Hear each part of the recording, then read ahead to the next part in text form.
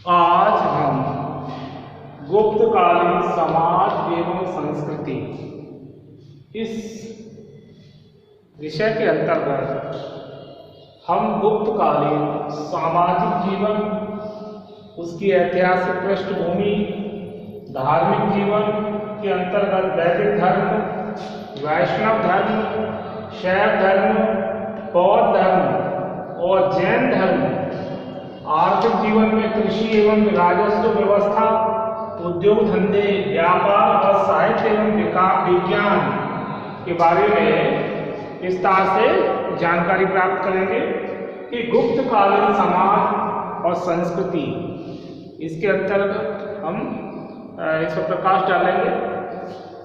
जैसा कि हमने पूर्व में देखा, गुप्त काल एक तरह से स्वर्णकाल माना जाता है कि सभी क्षेत्रों में, चाहे वो साहित्य के क्षेत्र में, विज्ञान के क्षेत्र में और उनका सामाजिक जीवन, धार्मिक अवस्था, सब में उन्नति देखने को मिलती है।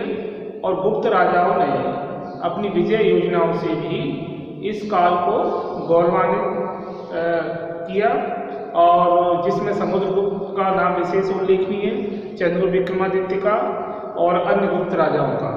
तो पहले हम देखते हैं ऐतिहासिक पृष्ठभूमि। ऐतिहासिक पृष्ठभूमि में कुषाण साम्राटों के पतन के बाद तथा गुप्त साम्राटों के उत्कर्ष के पूर्व भारत में राष्ट्रीयता की भावना का उदय हुआ। क्या हुआ? राष्ट्रीयता की भावना का उदय हुआ। इसका कहने का तात्पर्य यह है कि इस समय ब्राह्मण धर्म का एक तरह से उत्थान देखने को मिलता है और बौद्धिक विकास भी हुआ। वाकाटकों ने हिंदू धर्म के पुनरुत्थान करने का प्रयास किया। वाकाटक जो थे, उन्होंने क्या किया? हिंदू धर्म का पुनरुत्थान करने का पूरा प्रयास किया और दक्षिण में भारतीय संस्कृति दक्षिण में प्रवेश करने लगी थी। गुप्त काल भारतीय संस्कृति के लिए एक स्वर्णकाल माना जाता है, क्योंकि चौमुखी विकास देखने को मिलता है। और जैसे कि पहले जैन धर्म, बौद्ध धर्म का उदय हुआ, तो वैदिक धर्म की वैदिक धर्म में किस प्रकार से लोगों का मोह भंग हुआ और जैन और बौद्ध धर्म को अपनाने लगे थे। लेकिन गुप्त काल में ये पुनः देखने को मिलता है कि वैदिक धर्म अपने गौरव को प्राप्त करता है। तो इसके अंतर्गत हम पहले सामाजिक जीवन पहले समझेंगे। सामाजिक जीवन में गुप्तकालीन सामाजिक जीवन किस प्रकार का था। तो खान पान, तो जैसे कि पूर्व में हमने देखा, खान पान के दो अवस्थाएं, शाकाहारी और मांसाहारी। शाकाहारी भोजन में गेहूं, ज्वार, बाजरा, मक्का, दालें, तिलहन, मूंगफली और फल, साग सब्जी इत्यादि। मांसाहारी भोजन में विभिन्न प्रकार के जानवरों का मांस, अंडे आदि।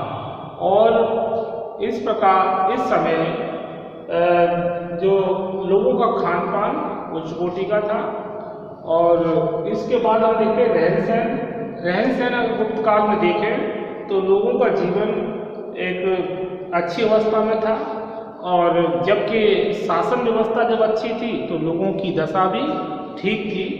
और इसमें समाज 3 वर्गों में विभाजित था, उच्च वर्ग, मध्यम वर्ग और निम्न वर्ग। उच्च वर्ग में धनाढ्य वर्ग, अभिजात्य वर्ग जिसे कहते हैं, इस वर्ग के लोग शान शौकत का जीवन व्यतीत करते थे। मध्यम वर्ग के लोग एक तरह सामान्य, और निम्न वर्ग के लोग निर्धन श्रेणी में आते थे, जो एक साधारण वस्त्र धारण करते थे। इनका जीवन भी इतना अच्छा नहीं था। इसके बाद आता है मनोरंजन। मनोरंजन के साधनों में हम देखें तो पूर्व की भांति इस समय भी लोग विभिन्न प्रकार के जानवरों का युद्ध और मेले, और इसके अतिरिक्त चौपड़ इत्यादि खेलकर मनोरंजन किया करते थे। और भ्रमण करने की परंपरा इस समय देखने को मिलती है। तो गीत, संगीत, वाद्य यंत्रों से भी लोग मनोरंजन करते थे। बच्चे मिट्टी के खिलौने इत्यादि उनका मनोरंजन का साधन था। पशु पक्षियों की युद्ध के साथ साथ पशुओं का दौड़ और ये भी मनोरंजन के समय के साधन माने जाते हैं। वस्त्र देखे जाए तो उच्च वर्ग के लोग कीमती वस्त्र पहनते थे और स्त्रियां एक साड़ीनुमा वस्त्र पहनती थी और मध्यम वर्ग के लोग सारण वस्त्र पहनते थे। और इसके अतिरिक्त आभूषण अगर देखें तो आभूषण स्त्री और पुरुष दोनों ही इस समय आभूषण का शौक रखते थे और स्त्रियां जैसे कि भुजबंद, बाजूबंद और इस प्रकार टीका, करधनी, कर्णफूल और पाजे, कंगन, ये अंगूठी, इस प्रकार की आभूषणों के शौक रखती थी। पुरुष साधारणतः कानों में कुंडल पहनते थे। इसके अतिरिक्त साहित्यिक सांस्कृतिक उत्सव भी इस समय काफ़ी प्रचलित थे, क्योंकि विभिन्न प्रकार के जो धार्मिक उत्सव होते थे वो भी एक तरह से मनोरंजन का साधन और एक तरह से ये संस्कृति का बोध कराते थे, जो कि विभिन्न अवसरों पर इनका आयोजन देखने को मिलता है। इसके बाद स्त्रियों की दशा की अगर बात करें तो स्त्रियों की दशा अच्छी थी। स्त्रियों को पुरुषों की भांति पठन पाठन करने, संगीत सीखने और उन्हें बराबर का दर्जा प्राप्त था और स्त्रियों के दशा को सुधारने के लिए भी इस समय काफ़ी प्रयास किए गए। और कुछ एक घटना ऐसी हैं कि जो इस बात का द्योतक है कि स्त्रियों की दशा में गिरावट आ गई थी और कुछ इतिहासकार ये मानते हैं कि स्त्रियों लड़की पुत्री के जन्म को अपशगुन भी माना जाता था, लेकिन गुप्त सम्राटों ने स्त्रियों की दशा सुधारने में अपना महत्वपूर्ण योगदान दिया। इसके बाद आता है धार्मिक जीवन। तो गुप्त काल में अगर धार्मिक जीवन के अंतर्गत हम देखें तो गुप्त काल में शैव वैष्णव धर्म का काफ़ी प्रचार प्रसार हुआ और ब्राह्मणों की प्रतिष्ठा में भी वृद्धि हुई।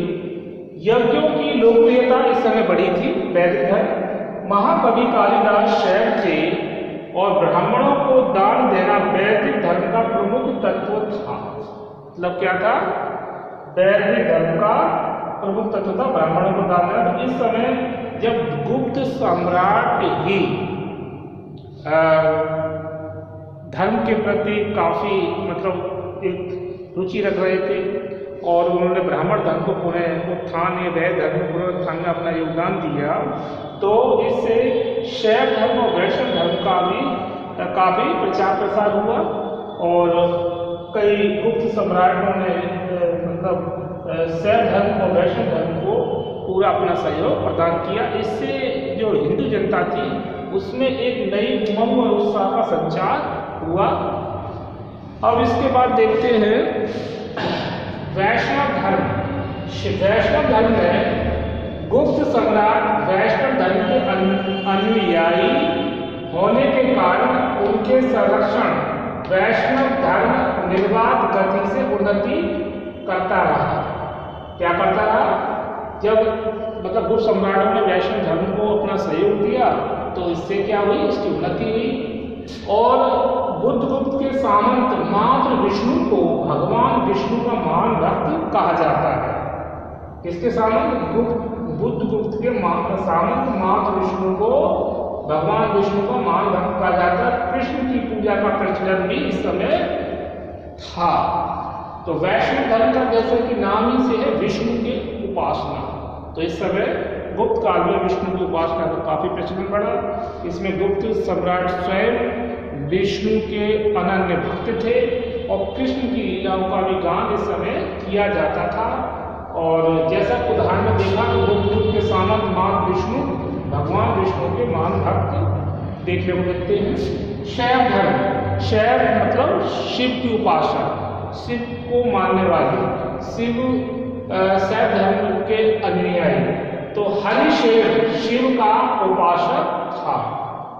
गुप्त युग की तक्षण कला में शिव की मूर्तियां प्राप्त हुई हैं। गुप्त युग की तक्षण कला में शिव की मूर्तियां प्राप्त हुई हैं, जिनसे पता चलता है कि इस समय एक मुख या चतुर्मुख शिव की पूजा का प्रचलन था। इस समय क्या था, एक मुख और चतुर्मुख शिव की पूजा का प्रचलन था। त्रिशूल एवं नंदी के अनेक चिन्ह भी मिले हैं। तो शैव धर्म के अनुयायी जो थे शिव के अनन्य भक्त, और शैव धर्म की अनेक बना हुआ था, और शैव धर्म के अनुयायी एक तरह से जो शिव को चतुर्मुखी रूप में या एक मुखी रूप में इनकी उपासना करते हैं। बौद्ध धर्म ने फायान ने बौद्ध धर्म के संबंध में महत्वपूर्ण विवरण प्रस्तुत किया है। जब फायान गुप्त काल में भारत में आता है और भारत में बौद्ध धर्म के बारे में जानकारी प्राप्त करता है, तो वो यहाँ ये देखता है कि किस प्रकार से लोग बौद्ध धर्म की जो शिक्षाएं महात्मा बुद्ध ने जो दी थी, सत्य, अहिंसा, अस्त्य, अपरिग्रह, ब्रह्मचर्य, और किस प्रकार से इंद्रियों को संयम करना चाहिए, मनुष्य को किस प्रकार से मोक्ष की प्राप्ति के लिए प्रयास करते रहना चाहिए। तो इस बात का पालन यहाँ गुप्त काल में भी देखने को मिलता है, और लोग एक सादगीपूर्ण जीवन जीने की ओर मतलब प्रेरित होते हैं, और सत्य और अहिंसा का प्रमुख रूप से पालन किया जाता है। तो बौद्ध धर्म के बारे में फायान ने जो विवरण प्रस्तुत किया है वो अपने आप में विशेष महत्वपूर्ण है। जैन धर्म, और गुप्त काल में जैन धर्म की अगर अवस्था देखें तो जैन धर्म ने भी अहिंसा और सत्य पर विशेष बल दिया है, इंद्रिय निग्रह पर विशेष बल दिया है, तृष्णाओं को अपने नियंत्रण करने पर भी विशेष बल दिया है। वल्लभी की प्रसिद्ध जैन संगति गुप्त काल में हुई थी। इस महासभा में श्वेतांबर संप्रदाय के समस्त सिद्धांतों को लेखबद्ध किया गया था। क्या किया गया था? लेखबद्ध। यानी वल्लभी की प्रसिद्ध जैन संगति गुप्त काल में हुई, और इस महासभा में श्वेतांबर संप्रदाय के समस्त सिद्धांतों को लेखबद्ध किया गया, और इससे जो है कि श्वेतांबर संप्रदाय के जो बहुत सारी बातें को लेखबद्ध करने से लोगों को और अधिक समझने में आसानी हुई, और महावीर स्वामी के जो उपदेश हैं वो भी इस समय लोगों में काफ़ी प्रचलित थे, जो इस बात का संदेश देते थे कि किस प्रकार से मनुष्य को इस तृष्णा रूपी जाल से निकलना चाहिए और मोक्ष की प्राप्ति के लिए सदैव प्रेरित रहना चाहिए। तो बौद्ध धर्म और जैन धर्म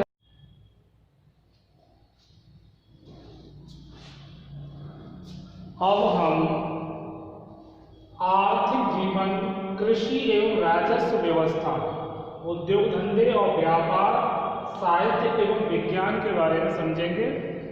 ये भाग हमारा पिछले वीडियो में रह गया था, इसीलिए अब इस वीडियो में आर्थिक जीवन, उद्योग धंधे, व्यापार और साहित्य विज्ञान के बारे में जानकारी प्राप्त करेंगे।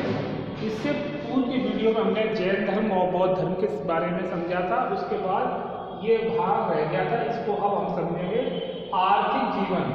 तो आर्थिक जीवन में कृषि का अगर गुप्त काल में देखें तो कृषि की जो व्यवस्था थी वो अच्छी थी। शासकों के द्वारा कृषि पर विशेष ध्यान दिया जा रहा था, और विभिन्न जिसमें खरीफ, रबी और जायद की फसलें उगाई जाती थी। इसके अतिरिक्त बागवानों का भी लगाने का प्रचलन था, और कृषि को किसी प्रकार से यदि क्षति न हो इसके लिए सिंचाई व्यवस्था भी अच्छी थी। उस समय प्रशासकों ने सिंचाई के लिए अनेक नहरें, कुएं और तालाबों का निर्माण कराया, जिससे कि सूखे की अवस्था होने पर फसलें सूखे नहीं और वो नष्ट न हो, जिससे कि किसान की दशा आर्थिक रूप से खराब ना हो।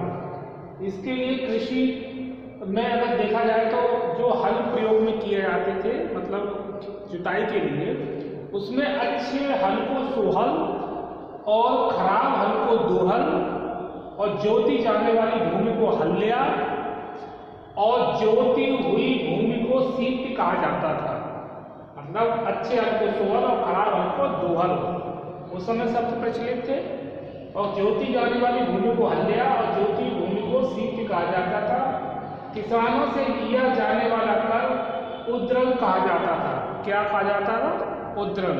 जो किसानों से जो कर लिया जाता था उसे उद्रम कहते थे। भूमि कर वसूली के लिए ग्राम भोजक अधिकारी की नियुक्ति की जाती थी। मतलब भूमि से जो कर वसूला जाता था उसे ग्राम भोजक अधिकारी कहा जाता था। और राजस्व व्यवस्था में देखें तो जो व्यापार से भी कर वसूला जाता था, जिसमें चुंगी कर और आयात निर्यात जो वस्तुएं होती थी उससे भी राजस्व की प्राप्ति होती थी।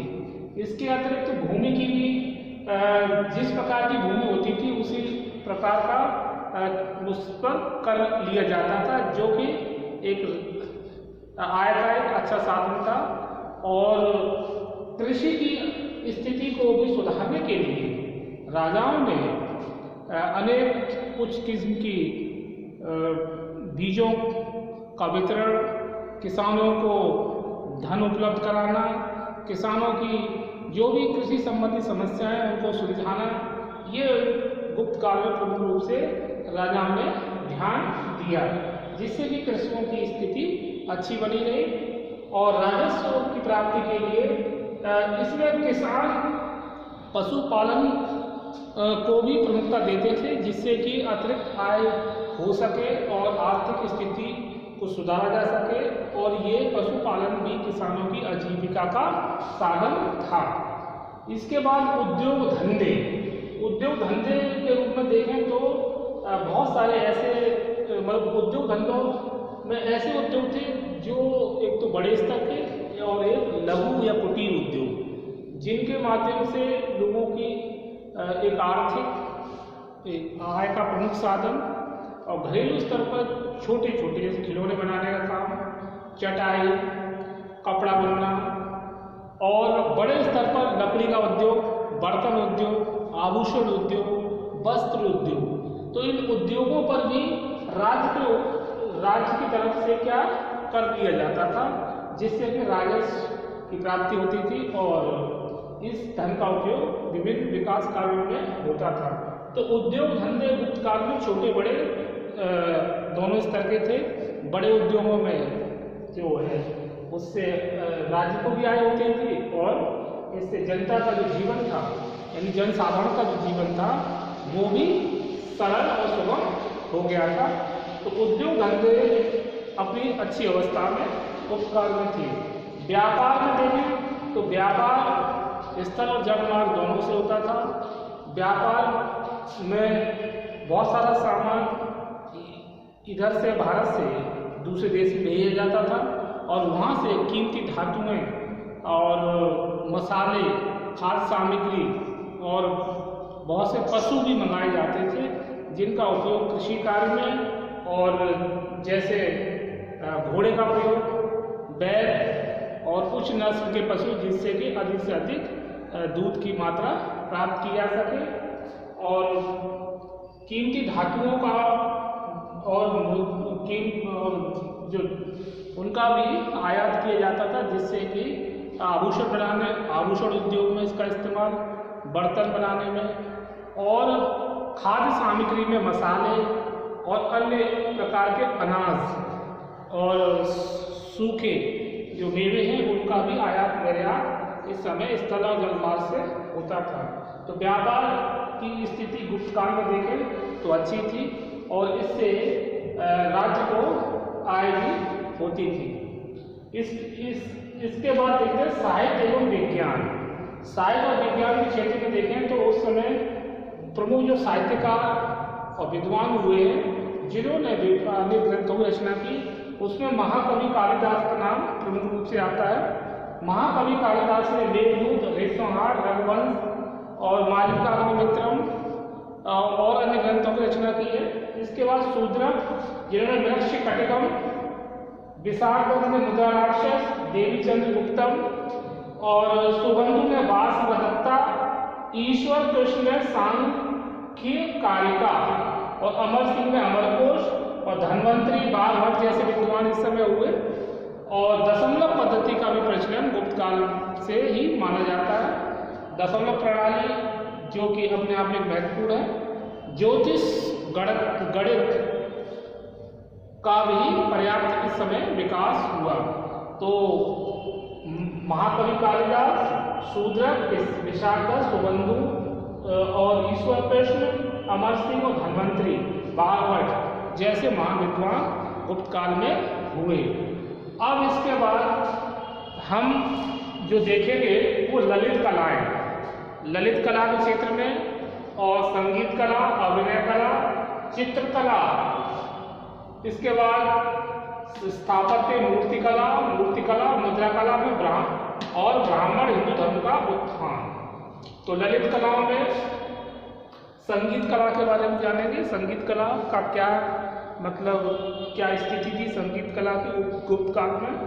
तो सम्राट समुद्रगुप्त तथा उसके वंशज स्वयं ललित कलाओं के मर्मज्ञ, पारखी व उपासक थे। मतलब संगीत कला का शौक रखते थे गुप्तकालीन सम्राट। प्रयाग प्रशस्ति में संगीत विद्या को गांधर्व ललित कहा गया है। प्रयाग प्रशस्ति जो हमारा जानकारी का स्रोत है, प्रयाग प्रशस्ति अभिलेख से क्या संगीत विद्या में क्या कहा गया है, संगीत विद्या को गांधार ललित कहा गया है। और प्रयाग प्रशस्ति में समुद्रगुप्त को संगीत विद्या के ज्ञान में गंधर्व संगीताचार्य तुम्ब्रू, संगीत विद्या के ज्ञान में गंधर्व संगीताचार्य तुम्ब्रू और देव संगीतज्ञ नारद से भी बढ़कर घोषित किया गया है। मतलब यहाँ पर अतिशयोक्ति भी हो सकती है कि तुम्ब्रू और नारद से भी बड़ा संगीतकार किनको बताया, समुद्रगुप्त को। समुद्रगुप्त ने वीणा के शैली के सिक्के भी जारी किए थे और स्वयं समुद्रगुप्त को सिक्कों पर वीणा बजाते हुए दिखाया गया है। इससे पता चलता है कि वह कितना संगीत का शौक रखता था और संगीत में उसकी रुचि थी। इसके बाद अभिनय कला। अभिनय कला में देखें तो महाकवि कालिदास के जो नाटक हैं वो अभिनय, उसमें जो है कि अभिनय कला की स्पष्ट छाप दिखाई देती है। उनके जो नाटक में उनका मंचन होता था और अभिनय अथवा नाटक कला भी गुप्त काल में अपने चरमोत्कर्ष पर पहुंच गई थी। महाकवि कालिदास इसका प्रमुख उदाहरण है। कालिदास का नाट्य कला भरत मुनि के नाट्य शास्त्र के विधान पर आधारित थी। यानी कालिदास की जो नाट्य कला है भरत मुनि के नाट्य शास्त्र के विधान पर आधारित थी। मालविका अग्निमित्र में चतुष्प दीप छलित नामक नाटक का उल्लेख मिलता है। मालविका अग्निमित्र जो कि कालिदास की रचना, उसमें चतुष्प दीप छलित नामक नाटक का उल्लेख मिलता है। तो पहले क्या इस समय गुप्त काल में होता था, तो पहले संगीत बजता था और संगीत के बाद उसके बाद उसका अभिनय किया जाता था नायक और नायिकाओं के द्वारा। तो अभिनय कला भी गुप्त काल में काफी उच्च कोटि की रही। इसके बाद चित्रकला। तो कालिदास ग्रंथों में चित्रकला से संबंधित अनेक पारिभाषिक शब्दों का उल्लेख मिलता है। जैसे चित्रकला, चित्रफलक, मतलब कालिदास ग्रंथों में चित्रकला से संबंधित जो शब्द हैं उनका उल्लेख व्यापक बड़े पैमाने पर मिलता है। और वो शब्द कौन कौन से हैं, जैसे कि चित्रशाला, चित्रफलक, वर्तिका, तूलिका, वर्णिका, कारंडक, उन्मीलित आदि। अजंता के चित्रों से ज्ञात होता है कि भारतीय कलाकारों ने मानव जीवन का कोई क्षेत्र अछूता नहीं छोड़ा था। तो चित्रकला का सबसे अच्छा उदाहरण है गुप्त काल की अजंता की चित्रकला। अजंता की चित्रकला में विभिन्न प्रकार के चित्र चित्रित किए गए हैं जो आज भी देखे जा सकते हैं। और इन चित्रकारों ने, भारतीय कलाकारों ने मानव जीवन का कोई भी क्षेत्र अछूता नहीं छोड़ा था जो यहाँ चित्रित न किया गया हो। यह चित्रकारी मानवता की श्रद्धा की अधिकारी भी कही जा सकती है। मतलब हर प्रकार की चित्रकारी अजंता की चित्रकारी में देखने को मिलती है, जो गुप्त काल की एक अमूल्य निधि है।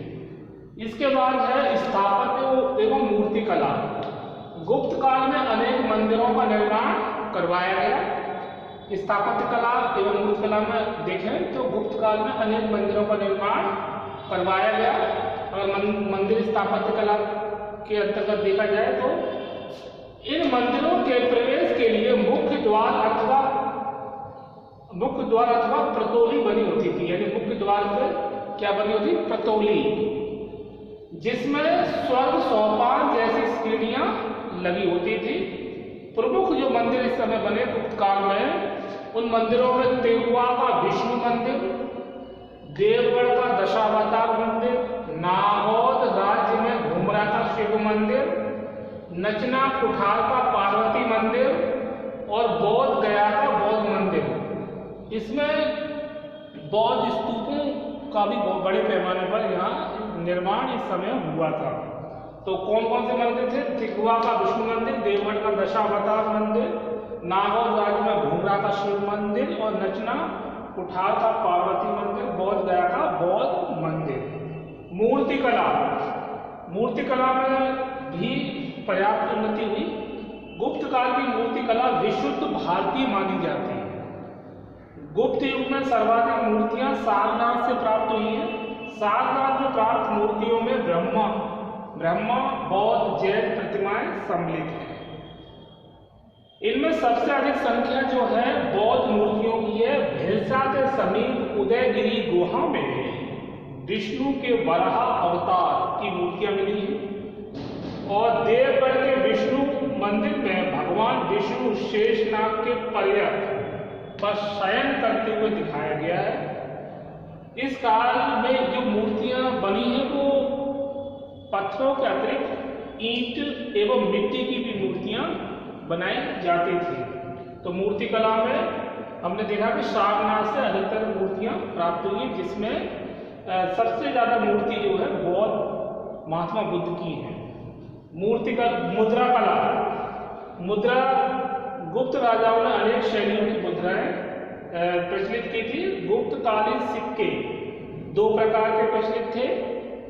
एक रोमन तोल की दीनार, मतलब दो प्रकार के सिक्कों में पहला जो प्रकार था वो थी रोमन तोल की दीनार और दूसरे भारतीय तोल के सुवर्ण।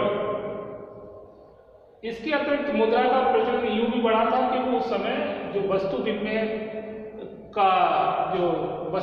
के लिए एक तरह से सामान को इधर से उधर ले जाने के लिए दिक्कत आती थी और मुद्राओं के माध्यम से लेन देन करना आसान था। कौड़ियों का भी छोटे स्तर पर प्रयोग किया जाता था। कुछ मुद्राओं पर गुप्त सम्राटों को भी चित्रित किया गया है और उन मुद्राओं पर पशु पक्षी के भी चित्र देखने को मिलते हैं। तो मुद्रा कला इस समय उन्नत अवस्था में देखने को मिलती है। मतलब दो प्रकार की है, एक रोमन तोल के दीनार और दूसरे भारतीय तोल के सुवर्ण। ब्राह्मण हिंदू धर्म का उत्थान, जैसा कि देखा कि हमने गुप्त काल में ब्राह्मण धर्म का उत्थान बहुत बड़े पैमाने पर हुआ। इसमें समुद्रगुप्त, चंद्रगुप्त विक्रमादित्य, स्कंदगुप्त, कुमारगुप्त, इन सभी का बड़ा योगदान था। और जो पहले बौद्ध और जैन धर्म के उत्थान के कारण ब्राह्मण और वैदिक धर्म में जो थोड़ी गिरावट देखने को मिली, लोगों की आस्था में कमी आई थी और लोग थोड़े निराश भी दिखाई दे रहे थे। लेकिन जैसे गुप्त काल आता है तो गुप्तकालीन जो सम्राट, जो शासक हैं, वो अधिक से अधिक ब्राह्मण धर्म को बढ़ावा देते हैं और शैव और जैन धर्म शैव और वैष्णव धर्म को बढ़ावा दिया जाता है, जिसका प्रसार दक्षिण में भी देखने को मिलता है। और इस प्रकार से ब्राह्मणों का जो प्रतिष्ठा खोई हुई थी वो पुनः प्राप्त होती है। और इस प्रकार गुप्त काल में ब्राह्मण एवं हिंदू धर्म का उत्थान भी एक महत्वपूर्ण एक तरह से एक उदाहरण माना जा सकता है, जिसमें गुप्तकालीन राजाओं ने अपना पूरा सहयोग दिया। तो हमने सबसे पहले आर्थिक जीवन में कृषि एवं राजस्व व्यवस्था, उद्योग धंधे, व्यापार, साहित्य, विज्ञान और इसके बाद ललित कला में संगीत कला, अभिनय कला, चित्रकला, स्थापत्य, मूर्ति कला, मूर्तिकला में मंदिर, फिर मूर्तिकला, मुद्राकला, ब्राह्मण, ये हिंदू धर्म का उत्थान। तो ये आज वीडियो में इतना ही, और इसके आगे हम नेक्स्ट वीडियो में समझेंगे। ओके।